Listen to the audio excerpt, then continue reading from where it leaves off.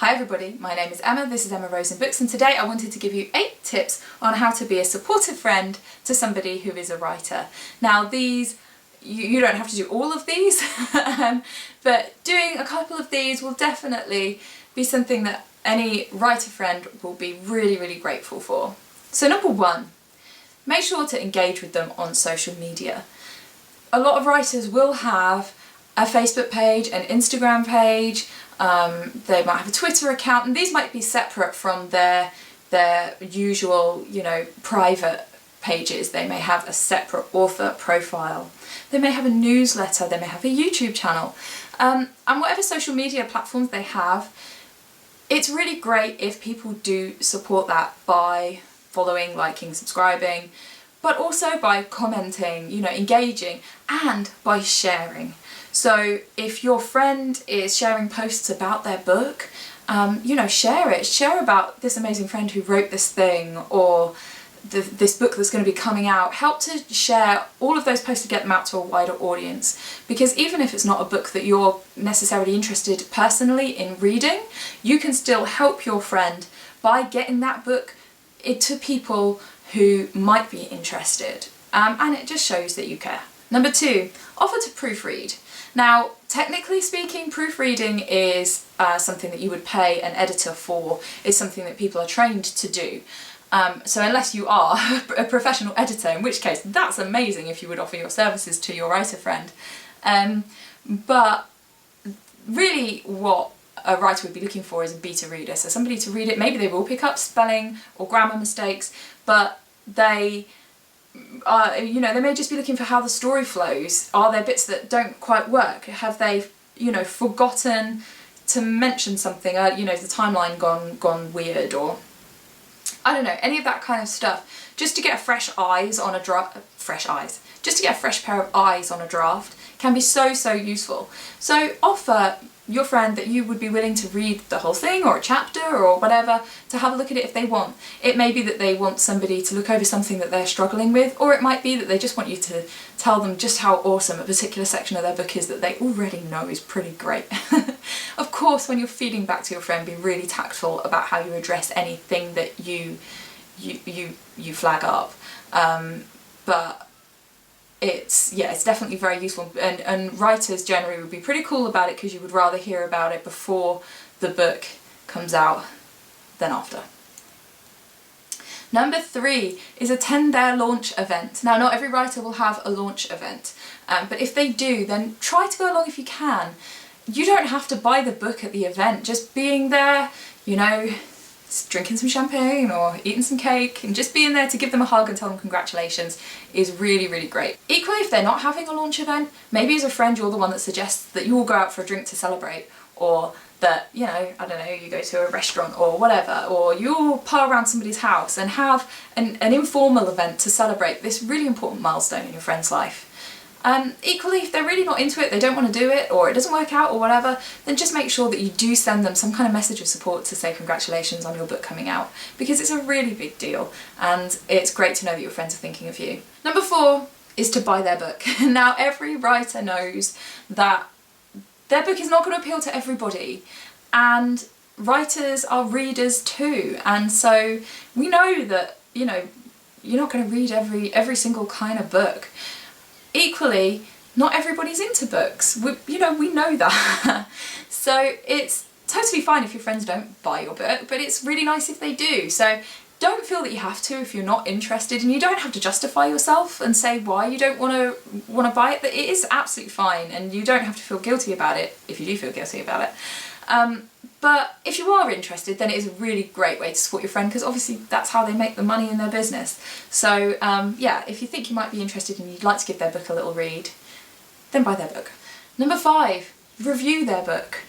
Only review it if you've read it, but number 5, review their book. Now, only review it if you've read it, of course, but reviews help authors to get seen, for their book to be kind of more prominent on platforms, to get noticed, particularly if your friend is an indie writer like I am, then they're trying to market their book by themselves, which is why the social media stuff is so important too.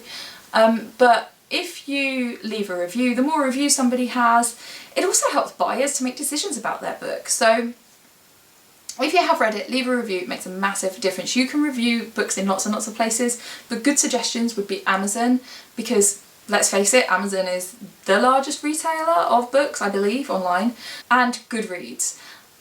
But really anywhere, just reviewing their book. You might have a blog, or however you'd like to do it.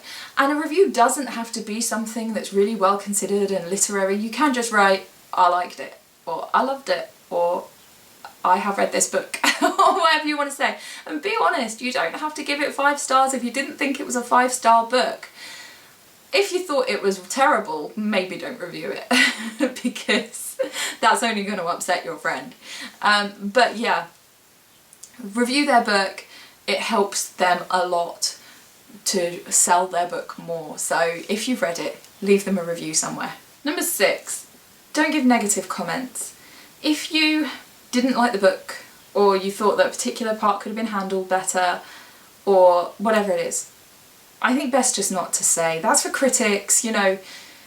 I know it's difficult maybe if your friend asks you, but I think just don't get into that if you didn't like it, or if there was a particular thing, you know, don't go out of your way to tell them a particular point that, you know, you think could be better. It isn't helpful.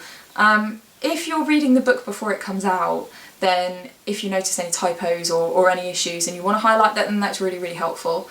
It may even be that after the book is out, certain things can be altered, and if you think it's something significant, then I suppose you could say, but definitely very tactfully.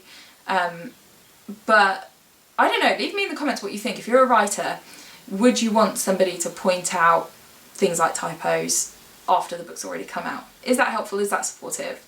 I don't know.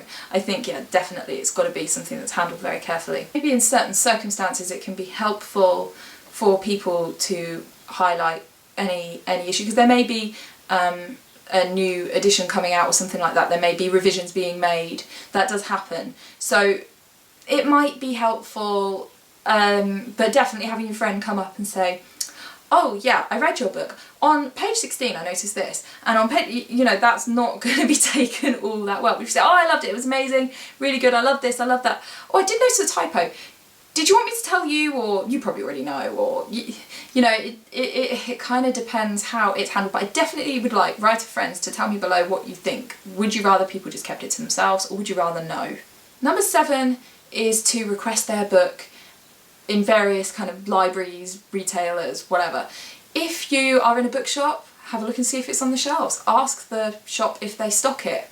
If you're in the library, do the same thing. Do you have this particular book? It's by a local writer, or my friend wrote it. On various ebook services, you can request that a book be carried. It can be really helpful to do that, because obviously then it means that it can reach customers. So if there's an opportunity to highlight to a shop, or to, you know, someone who could carry that book, and to highlight that the book exists, then that's really helpful. Number 8 is to ask them about their book. You know, it's their job. Even if it's not their full-time job, it's still going to be something that's really important to them. Ask them about their writing. What are you writing at the moment? And, you know, what do your days look like? And ask them questions about it. It's okay to be curious about, you know, the life of a writer. You know, ask them how it's going, how's work? In the same way as you would ask any friend who's like a baker, or an insurance broker, or a cosmetics manufacturer, I don't know. But just ask them, how's work?